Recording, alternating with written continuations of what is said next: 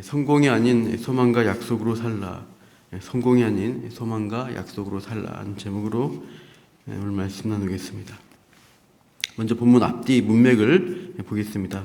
본문 바로 앞에 앞장 끝절 24장 67절 보시면 거기에 이삭이 리브가를 사라의 장막으로 들여서 아내로 삼았다고 기록하고 있습니다. 즉 이삭이 결혼하는 장면입니다. 이 이삭의 결혼은 무엇을 의미하는가? 바로 약속의 자손을 이어갈 수 있게 되었다는 의미입니다. 그래서 오늘 본문 다음에 25장 19절을 보시면 아브라함의 아들 이삭의 족보는 이러하니라 라고 시작합니다. 21절 이후에 이제 이삭의 아들인 에서와 야곱이 태어나는 일련의 과정을 보여주게 되죠. 이삭이 아내를 찾는 과정과 실제적인 결혼을 통해서 이삭이 자손을 이어갈 수 있게 되는 그 장면을 24장의 내용들이 나왔고, 그리고 오늘 본문 25장 19절 이후에 이삭의 자손인 에서와 야곱이 등장하는 사건을 다루게 되면서 그 중간에 이제 오늘 본문이 삽입되어 있습니다. 창세기 흐름에서 중심 인물이 바뀌는 것을 보여주는 내용이라고 할 수 있습니다. 그래서 24장까지는 아브라함이 중심 인물이었는데 이제는 이삭과 그 후손으로 인물 전환이 이루어진다 하는 것이죠. 한 인물의 역사를 마무리할 때 이 창세기를 보신 대로 그 족보를 제시하면서 그 족보 가운데 그 인물의 죽음을 언급하게 됩니다. 오늘 본문에도요 25장 7절과 8절 보시면 아브라함의 죽음을 기록합니다. 아브라함이 향년 175세라 하면서 이제 죽는 나이를 밝히면서 이제 늙고 죽었다는 내용들을 또 나타내고 있습니다. 그리고 17절에 보시면은 이삭의 경쟁자였던 이스마엘의 죽음 또한 언급하고 있죠. 또 이스마엘의 향년이 137세에 기운이 다하여 죽었다라고 기록합니다. 이제 이삭이라는 다음 세대 이제 인물 주인공으로 중심으로 이제 사건이 흘러갈 텐데 그에 앞서서 전 세대 인물의 죽음을 족보로 정리하면서 마무리하고요. 또 이삭의 유력한 경쟁자였던 이스마엘, 또 후처 그두락에서 난 다른 경쟁자들인 아브라함의 서자들에 대해서 족보를 통해 간단하게 정리하면서 그들을 마무리합니다. 그래서 이제 이삭으로 이제 정리한 다음에 이삭의 사건을 이어갈 텐데, 그래서 오늘 본문 25장 1절에서 18절은 인물의 전환점으로 제시되는 족보 형식의 요약적 제시라고 할 수 있습니다. 1절에서 4절 보시면 후처 구두락에서 난 자녀들의 명단을 제시합니다. 2절 보십시오. 6명의 아들 명단이 나오고 있습니다. 그 중에 두 번째인 욕산, 또 네 번째인 미디안의 자손들을 특별히 구체적으로 기록합니다. 3절 보시면 욕산의 자손들 하면서 스바와 드단, 또 드단의 자손이 세 족속이죠. 아수르 족속, 루두시 족속, 루미 족속이다라고 특별히 밝히고 있습니다. 그리고 이제 4절에 보시면 미디안의 다섯 아들들을 쭉 제시하고 있습니다. 그 다음에 이제 12절에서 18절 보시면 이제는 하갈에게서 난 이스마엘의 자손들 명단이 나옵니다. 13절 하반절에 이스마엘의 장자 느바요부터 시작해서 쭉 언급하면서 15절 보면은 총 12아들을 그 이름을 제시합니다. 12아들 하니까 마치 야곱의 12아들 같습니다. 이 하갈이 이스마엘을 임신했을 때 여주인 사라를 멸시했다가 쫓겨나게 된 일이 있습니다. 그때 이제 하나님이 사자가 창세기 16장 10절에 내가 내 씨를 크게 번성하여 그 수가 많아 셀 수 없게 하리라 약속을 주면서 다시 사라 여주인에게로 돌아가도록 명하죠.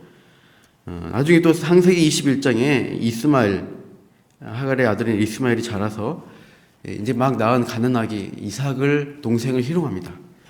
그래서 이제는 정말로 하갈 모자가 쫓겨나게 되죠. 그때도 이제 광야에서 울고 있을 때 또 하나님의 약속이 있습니다. 일어나 아이를 일으켜 내 손으로 붙들라 그가 큰 민족을 이루게 하리라 하고 하나님의 약속이 있습니다. 그래서 거기서 사망해서 죽는 것이 아니라 이제 들에서 참 사냥꾼으로서 힘있게 살아가는 이스마엘의 모습을 보여주고, 또 이 이스마엘도 후손의 번성의 약속으로 그것들이 성취되는 것을 오늘 본문을 통해 보게 되는 것이죠. 12아들들을 낳으면서 이 광야에서 참으로 힘있는 족속으로 그 자손이 이렇게 번성하게 되는 것입니다. 그래서 우리는 이 이삭과 구두라의 자손, 또 이 하갈의 자손들을 비교해 볼 수가 있습니다. 약속의 계보를 이어가는 이삭의 자손들은 어떤가? 이제 뒤에 보시면은 한동안 자녀를 낳지 못하다가 겨우 두 아들을 낳는 것을 보게 되는데요. 25장 26절을 잠깐 보실까요? 25장 26절에 보시면 같이 읽어볼게요. 시작. 후에 나온 아우는 손으로 에서의 발꿈치를 잡았으므로 그 이름을 야곱이라 하였으며, 리브가가 그들을 낳을 때 이삭이 60세였더라. 이삭이 40세 정도에 결혼했습니다. 근데 자녀를 언제 낳았습니까? 60세. 20년 동안이나 자녀가 없는 상태로 계속 지내다가 참 늙음악할 때 겨우 두 자녀를 얻게 됩니다. 참 쉽지 않게 얻은 것입니다. 아브람보다는 좀 낳게 얻었지만 참 어렵게 또 두 자녀를 낳았고, 그나마 그 두 아들도 커서 장자권 문제로 심하게 다투게 됩니다. 나중에 동생이 아버지와 형을 속이고 장자 축복을 받아내는 일로 이제 형이 동생을 죽이려 할 정도로 관계가 악화됩니다. 그래서 이제 야곱이 고향을 떠나서 멀리 이제 20년간 타향살이를 하는 장면들 이어지게 되죠. 그러니까 이렇게 힘들게 이어지는 자녀의 모습들을 이삭의 가문에서 보게 되고요.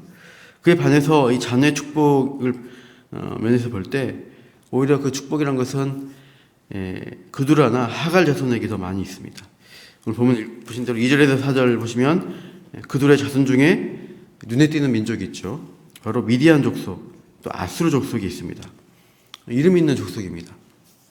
또 이스마엘의 12아들들은 창세기 16장 12절에 보시면 하나님이 약속한 대로 그가 사람 중에 들나귀 같이 되리니 그의 손이 모든 사람을 치겠고 모든 사람의 손이 그를 칠지며 그 모든 형제와 대항하여서 살리라 하니라. 본성에서 광야에서도 참 들나귀같이 용맹한 사막의 전사로 산다 해서 흔히 이스마엘의 자손들을 베둔이다, 베둔이 전사로서 용맹을 떨치는 그런 모습으로 많이 이제 비춰지게 됩니다. 그 차지하는 땅의 면적, 영역도 좀 차별이 되죠. 이삭의 자손이 차지한 땅은 요단 서편 가나안 땅입니다. 이 이스라엘 땅의 면적은 우리 남한 땅보다 훨씬 작습니다. 또 사막이 있어요. 게다가 그래서 쓸만한 땅 덩어리 하면은 우리나라의 충청도 정도의 크기밖에 안 돼요. 한번 다 한다 하더라도 한반도에서 5분의 1 정도의 크기입니다. 그 작은 땅덩어리가 이삭과 그 후손들에게 주어질 땅입니다. 그러나 아수르는 어떻습니까?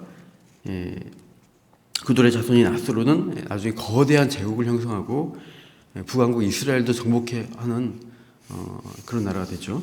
또 미디안은 어떻습니까? 미디안과 이스마엘 자손들은 이 광야 주변, 미디안 광야뿐 아니라 사우디아라비아 쪽 이런 쪽에서 사막을 넘나들면서 아주 넓은 지역 가운데 참 종횡무진하는 어떤 사막의 부족의 일들을 합니다. 그들은 좁디 좁은 땅덩어리에 갇혀 지내지 않습니다. 세상적으로 볼 때 크고 넓은 전투를 잘하고 힘 있는 족속들로 성장하게 됩니다. 외적인 요소로 봤을 때 그들이 승승장구하고 크게 성공했다고 할 수 있습니다. 그러나 이 성경은 하나님은 그런 넓은 땅에서 힘있게 참 어떤 강한 어떤 능력을 가지고 살아가는 것을 약속의 자녀라고 하지 않습니다. 성경은 어떻게 보면 초라한 그 작은 땅에 머물기를 기대하시면서 그 약속의 땅에 계속해서 하나님 말씀에 순종하여 머무는 자를 위해서 놀라운 일들을 계획하시고 이끌어 가십니다. 이렇게 하나님이 이러신 것에 대해서는 그 주변에 더 큰 부족들은 알지 못하죠. 자기 힘과 능력으로만 살아갑니다. 그러나 이스라엘 땅, 이 조그만 약속의 땅에 머무는 이 이삭의 후손들의 가운데 하나님이 그들 가운데 계속 개입하시면서 그들의 역사를 하나님의 약속의 성취로 이끌어 가시는 것입니다. 나중에 우리가 성경 흐름을 보시면서 이 약속 땅, 메시아가 오시는데 참 그 이스라엘 땅 중에도 가장 작은 동네인 베들레헴에 촌마을에 가장 위대한 왕이 나시는 거죠. 그 당시 사람들이 다 그분이 누구인지를 잘 알아보지 못했습니다. 초라한 구유에 누이셨고 가난한 목수의 아들로 오셨다. 근데 그분이 참 이 세상에 인류를 구원할 참된 하나님 나라의 왕이시다는 것을 알기가 어려웠습니다. 하나님은 이런 방식으로 일하신다고 할 수 있어요. 믿는 약속의 자녀에게 세상적으로 볼 때는 거대하고 멋있지 않은 일들이지만 하나님은 그들을 참 작게 보이는 일들 가운데서 참 놀라운 하늘의 일들을 이루시면서 약속의 자녀라고 부르시고 함께 주시는 것입니다. 아브라함도 완전한 약속의 성취를 보지 못하고 약속을 받은 자로서의 믿음의 삶을 살아갔죠. 히브리서 11장 14절에 이렇게 말하고 있습니다. 그들이 이같이 말하는 것은 자기들이 본향 찾는 자임을 나타냅니다. 그들이 나온 바 본향을 생각하였더라면 돌아갈 기회가 있었으려니와 그들이 이제는 더 나은 본향을 사모하니 곧 하늘에 있는 것이라. 이러므로 하나님이 그들의 하나님이라 일컬음 받으심을 부끄러워하지 아니하시고 그들을 위하여 한 성을 예비하셨느니라. 하나님 백성은 살아가는 관점, 기준, 그것이 굉장히 다릅니다. 세상 사람들은 세상의 성공, 커진 것, 확장되는 것, 부자가 되는 것, 이런 것들이 성공의 기준이라고 하는데 하나님의 기준은 하나님 말씀이 주는 약속, 그 가운데 머물고 작지만 그 자리를 지키면서 약속 가운데 붙들면서 신앙생활 하는 것을 하나님이 더 크게 보시는 것입니다. 하나님이 우리에게 주시는 믿음의 영역, 신앙의 영역이 있습니다. 생각보다 작고 화려하지 않는 그런 자리에서 하나님이 섬기라, 순종하라 하고 우리에게 말씀하실 수 있습니다. 그러나 믿음의 사람이 있는, 내가 있는, 약속대로 있는 그 자리가 하나님이 인정하는 자리이고 그 인생 가운데 가장 큰, 가장 복된 은혜를 주시는 자리라고 할 수 있습니다. 지금 우리가 기도하는 이 새벽 기도 이 자리가 또 우리가 약속을 붙들고 기도하는 자리가 하나님이 기뻐하시고 기대하시는 세상에서 떵떵거리는 자리보다 더 복된 자리라는 것입니다. 오늘도 하나님이 허락하신 이 사명과 약속의 자리를 지키면서 하나님이 약속하신 하늘의 복을 누리며 영원한 번향의 정말 그 복을 소망하시길 바랍니다. 나 또한 이삭처럼 약속받은 자녀로서 오늘도 하나님 말씀 가운데 순종하며 나아가리라 기도하시며 참으로 그 복을 누리시기를 축복합니다. 기도하겠습니다. 하나님,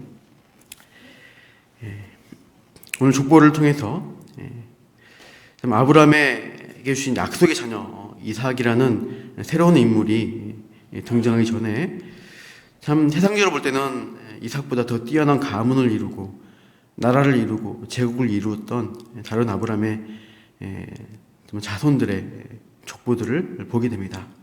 그들 세상적으로 더 넓은 땅과 더 국가의 명성을 얻은 자들이었지만 하나님의 약속은 그들에게 있지 않고 작은 땅덩어리 안에서 약속을 붙들고 참 하나님과 동행하며 살아가는 이삭의 후손들에게 하나님은 약속의 자녀라고 부르셨습니다. 그 가운데 참 구유에 태어나신 우리 메시아 예수님을 통해서 이 땅에 보이지 않지만 가장 큰 하나님의 나라를 시작하셨고 또 우리 또한 그 나라 백성으로 이 자리에 불러주셨습니다.